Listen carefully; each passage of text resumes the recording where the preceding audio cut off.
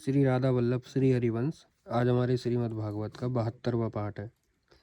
इसमें वीरभद्रकृत दक्ष यज्ञ विध्वंस और दक्ष वध। श्री मैत्रेय जी कहते हैं, महादेव जी ने जब देवर्षि नारद के मुख से सुना कि अपने पिता दक्ष से अपमानित होने के कारण देवी सती ने प्राण त्याग दिए हैं और उसकी यज्ञ वेदी से प्रकट हुए ऋषियों ने उनके पार्षदों की सेना को मारकर भगा दिया है, तब उन्हें बड़ा ही क्रोध हुआ। उन्होंने उग्र रूप धारण कर क्रोध के मारे होंठ चबाते हुए अपनी एक जटा उखाड़ ली, जो बिजली और आग की लपट के समान दीप्त हो रही थी, और सहसा खड़े होकर बड़े गंभीर अट्टहास के साथ उससे पृथ्वी पर पटक दिया। उससे तुरंत ही एक बड़ा भारी लंबा चौड़ा पुरुष उत्पन्न हुआ। उसका शरीर इतना विशाल था कि वह स्वर्ग को स्पर्श कर रहा था। उसके 1000 भुजाएं थीं, मेघ के समान श्याम वर्ण था, सूर्य के समान जलते हुए 3 नेत्र थे, विकराल दाढ़ें थी और अग्नि की ज्वालाओं के समान लाल लाल जटाएं थीं। उसके गले में नरमुंडों की माला थी और हाथों में तरह तरह के अस्त्र शस्त्र थे। जब उसने हाथ जोड़कर पूछा, भगवान मैं क्या करूं, तो भगवान भूतनाथ ने कहा, वीर रुद्र तू मेरा अंश है, इसलिए मेरे पार्षदों का अधिनायक बनकर तू तुरंत ही जा और दक्ष तथा उसके यज्ञ को नष्ट कर दे। प्यारे विदुर जी, जब देवादिदेव भगवान शंकर ने क्रोध में भरकर ऐसी आज्ञा दी, तब वीरभद्र उनकी परिक्रमा करके चलने को तैयार हो गया। उस समय उन्हें ऐसा मालूम होने लगा कि मेरे वेग का सामना करने वाला संसार में कोई नहीं है और मैं बड़े से बड़े वीर को भी वेग सहन कर सकता हूँ। वे भयंकर सिंहनाद करते हुए एक अति कराल त्रिशूल हाथ में लेकर दक्ष के यज्ञ मंडप की ओर दौड़े। उनका त्रिशूल संहारक मृत्यु का भी संहार करने में समर्थ था।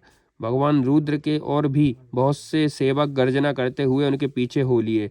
उस समय वीरभद्र के पैरों के नूपुर आदि आभूषण झनन झनन करते बजते जाते थे। इधर यज्ञशाला में बैठे हुए ऋतुविज यजमान सदस्य तथा अन्य ब्राह्मण और ब्राह्मणियों ने जब उत्तर दिशा की ओर धूल उड़ती देखी, तब वे सोचने लगे, अरे यह अंधेरा सा कैसे होता जा रहा है, यह धूल कहाँ से छा गई है। इस समय ना तो आंधी ही चल रही है और ना ही कहीं लुटेरे ही सुने जाते हैं, क्योंकि अपराधियों को कठोर दंड देने वाला राजा प्राचीन बरही अभी जीवित है। अभी गौओं के आने का समय भी नहीं हुआ है, फिर यह धूल कहाँ से आई। इसी समय संसार का प्रलय तो नहीं होने वाला है। जब दक्ष पत्नी प्रसूति एवं अन्य स्त्रियों ने व्याकुल होकर कहा, प्रजापति दक्ष ने अपनी सारी कन्याओं के सामने बेचारी निरपराधता सती का तिरस्कार किया था, मालूम होता है यह उसी पाप का फल है, अथवा हो ना हो यह संहार मूर्ति भगवान रुद्र के अनादर का ही परिणाम है। प्रलय काल उपस्थित होने पर जिस समय वे अपने जटा जूट को बिखेर कर तथा शास्त्रोक्त से सुसज्जित अपनी भुजाओं को ध्वजाओं के समान फैलाकर तांडव नृत्य करते हैं, उस समय उनके त्रिशूल के फलों से दिग्गज विंध जाते हैं तथा उनके मेघ गर्जन के समान भयंकर अट्टहास से दिशाएं विदीर्ण हो जाती हैं। उस समय उनका तेज असह्य हो जाता है और वे अपनी भौहें टेढ़ी करने के कारण बड़े दुर्दर्श जान पड़ते हैं और उनकी विकराल दाढ़ों से तारागण अस्त व्यस्त हो जाते हैं। उन क्रोध से भरे हुए भगवान शंकर को बार बार कुपित करने वाला पुरुष साक्षात विधाता ही क्यों ना हो, क्या कभी उसका कल्याण हो सकता है।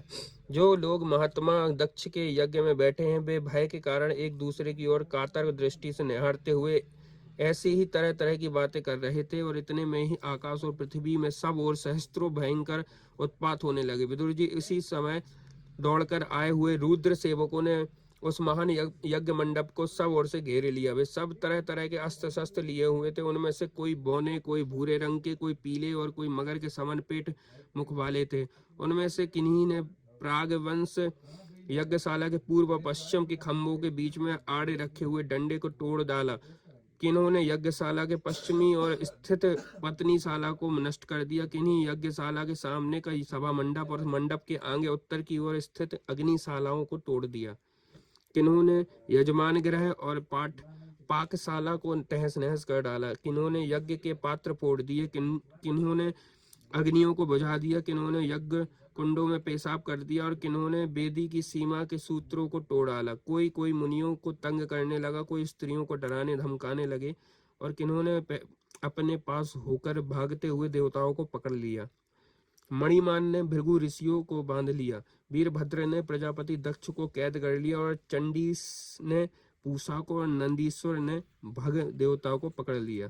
भगवान शंकर के पार्षदों की यह भयंकर लीला देखकर तथा उनके कंकड़ पत्थरों की मार से बहुत तंग आकर वहां जितने ऋत्विज सदस्य देवता लोग थे सब के सब जहां तहां भाग गए।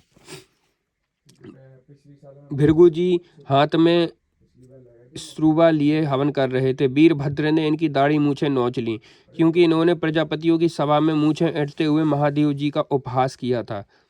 उन्होंने क्रोध में भरकर भगवत देवता को पृथ्वी पर पटक दिया और उनकी आंखें निकाल ली, क्योंकि जब दक्ष देव सभा में महादेव जी को बुरा भला करते हुए शाप दे रहे थे उस समय इन्होंने दक्ष को सेन देकर उकसाया था। इसके पश्चात जैसे अनिरुद्ध के विवाह के समय बलराम जी ने कलिंग राज के दांत उखाड़े थे, उसी प्रकार उन्होंने पूसा के दांत तोड़ दिए, क्योंकि जब दक्ष ने महादेव जी को गालियां दी थी उस समय ये दांत दिखाकर हंसे थे। फिर वे दक्ष की छाती पर बैठकर एक बहुत तेज तलवार से उसका सिर काटने लगे, परंतु बहुत प्रयत्न करने पर भी वे उस समय उसे धड़ से अलग न कर सके।